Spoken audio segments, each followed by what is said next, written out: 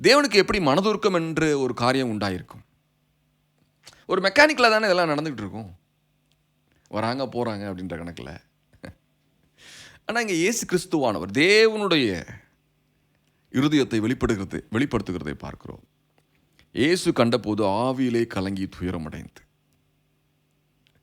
எந்த ஒரு மனுஷியுடைய வேதனையும் தேவன் பரலோகத்திலிருந்து பார்க்கும் பொழுது எப்படிப்பட்டவராக தன்னை வெளிப்படுத்துகிறார்?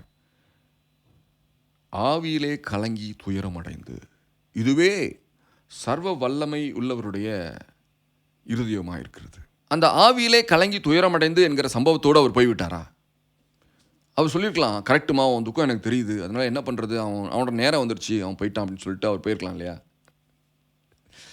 ஆனால் எப்பொழுது தேவனுடைய இருதயம் ஆவியிலே கலங்கி துயரம் அடைகிறதோ அப்பொழுது அவரையும் அறியாமல் அந்த எண்ணம் அவரை உந்தி அந்த மனிதனுக்கோ மனுஷிக்கோ ஒரு அற்புதத்தை செய்ய முற்படுகிறதை பார்க்கிறோம்.